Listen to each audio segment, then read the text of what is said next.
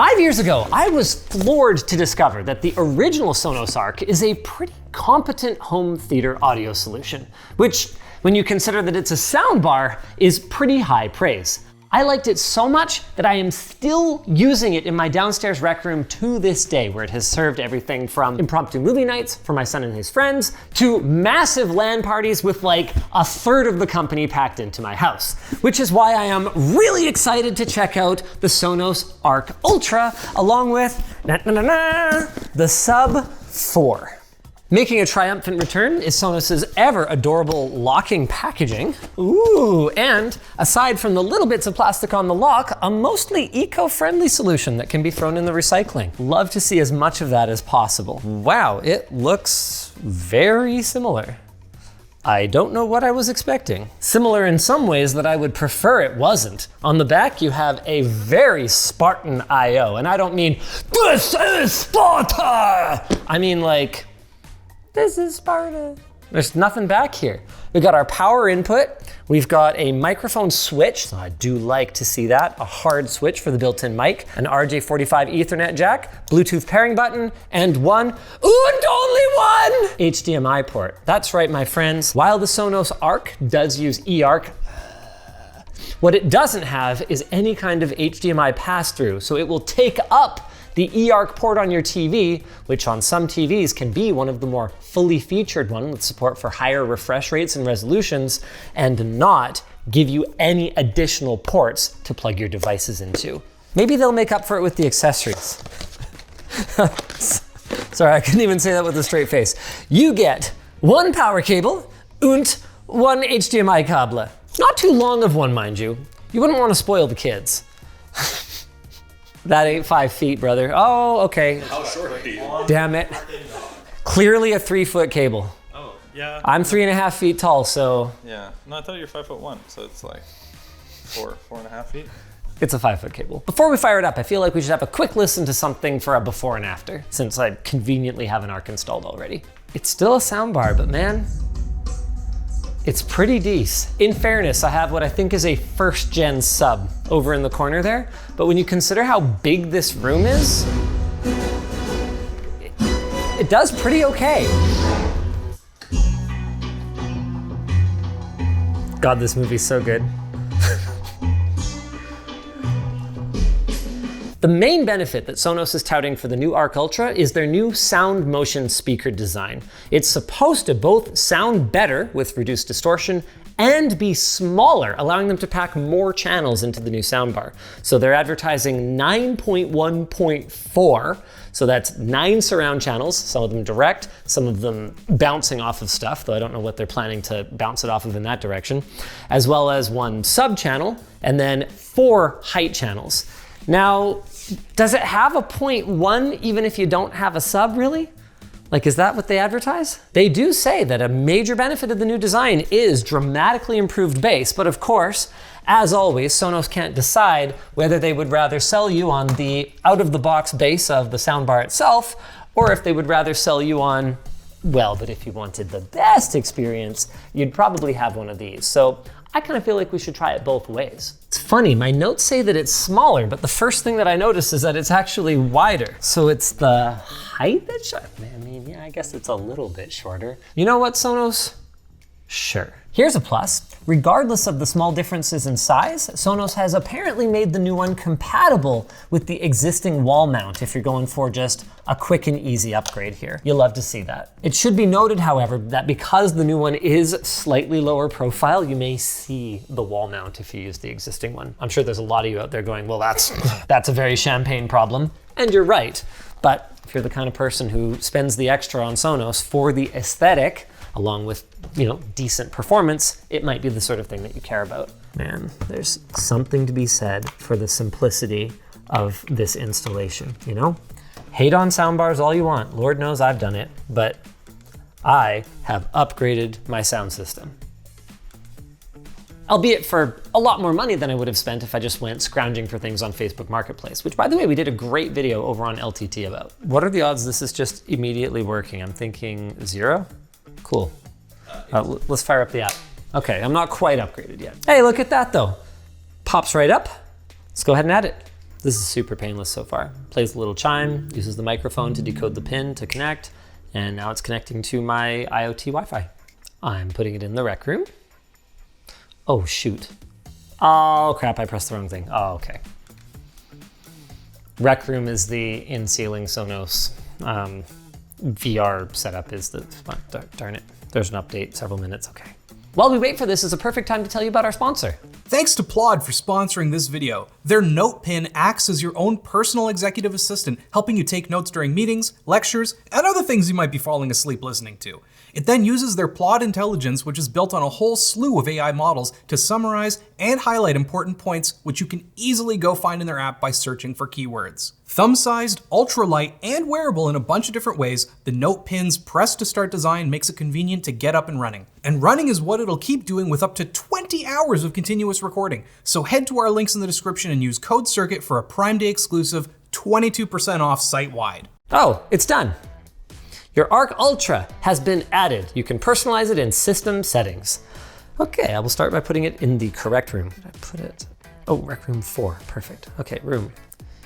VR, okay, that was painless. Connect to TV, nice. It's now connected to TV. Would you like to true play your Arc Ultra? So this is supposed to do some room correction and tuning. Sure, I'm gonna go stand over here though. Make sure your room is quiet and your Arc is placed where you want it. Begin tuning.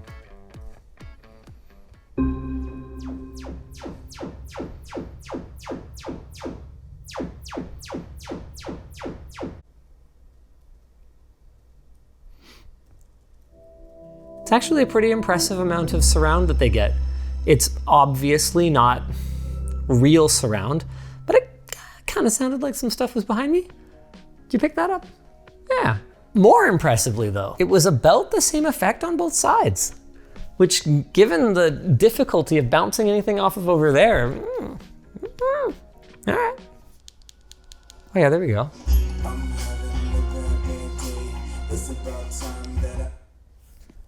I don't have a sub connected though. It's not gonna completely change your world if you already have a Sonos Arc. And I think Sonos clearly knows that given the replacement pricing. Both are at $9.99. But I am very impressed by what this thing can do without a subwoofer connected to it, which really makes me wonder if the $800 for the Sub 4 is gonna somehow justify itself. Let's have a look at this bad boy.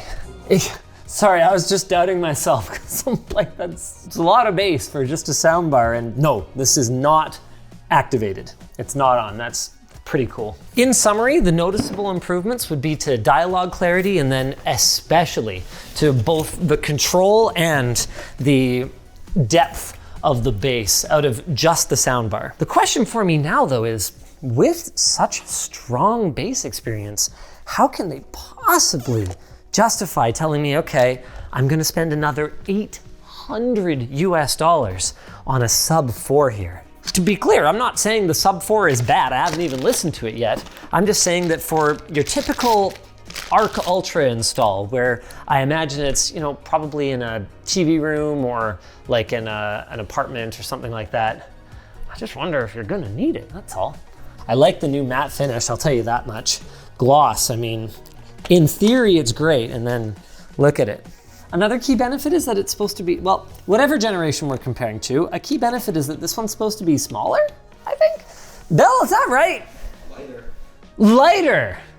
Okay, because it's not smaller. Oh, seriously? Their old power plug is not compatible. There's not enough clearance for it to go in. It's fine, it's not like it doesn't come with a new power cable. Just thought I might be able to drop it in. You guys ready to be impressed? It's funny because in the early days of Sonos, I really did not much care for their sound quality. I really liked the app, or rather I never liked the app. What I liked was the seamless integration with Google Play Music. Since then, it feels like they've done a complete 180 on both of those things. Now I really appreciate the sound quality of their first-party speakers and absolutely hate the control experience. It used to be so awesome. Sub best placement is not in corner. That's where the wife wants it, so. With that said, a key selling point of the new Sub 4 is that you can put it anywhere. They literally advertise laying it down flat and like putting it under your couch as a use case. And they're like, yeah, it'll like correct for everything. Touch your mobile device on your sub 4 with the flashing green and white light. Yep, sure. Touch your mobile device exactly as shown.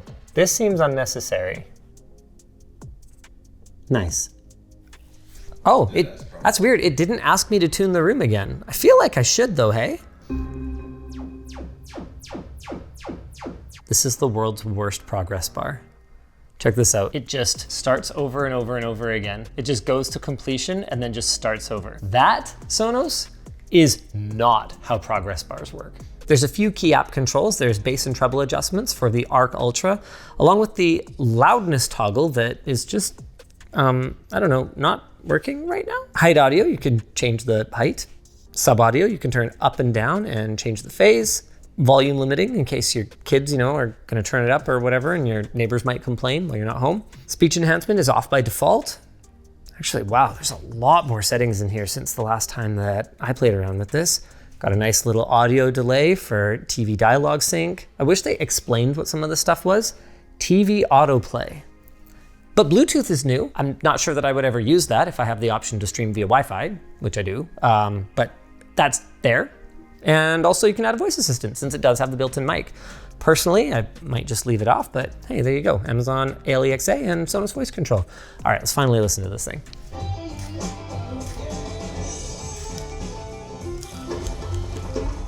Impressively, even with the sub absolutely cranked, like all the way to plus 15, it's not overwhelming or boomy or muddy. It sounds great. The only question in my mind is, do I need it? I can't say that for casually watching movies in the TV room that I would probably spend the extra $800 versus just having the soundbar itself.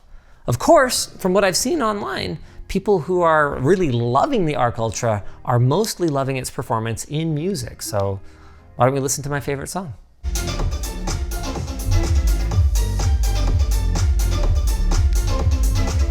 Okay, here we managed to make it sound a little boomy and unpleasant, but I feel like I had to really try to get it to do that. In short, if you're looking for basically the original Arc, but a little bit better, the Arc Ultra looks like a pretty great choice. It rounds out the performance, especially in the low end compared to the original Arc, and the setup is as simple as it's ever been. I mean, we got the whole thing done in 10 minutes, including firmware updates. You can't really complain about that. Well, you can if you don't like spending $1,000. That video that I alluded to before that we did on LTT, I'd say we ended up with, in some ways, even higher performance, especially when it comes to surround performance, and we spent about a quarter of the price, and that included a subwoofer. But of course, there was a fair bit of hassle and some extra remotes, and it didn't have any of the modern creature comforts like Bluetooth connectivity or voice assistant connectivity, or I don't even think it had Arc. I think we had to use like an optical cable, old school style. Anyway, that's besides the point. The point is, subscribe to ShortCircuit.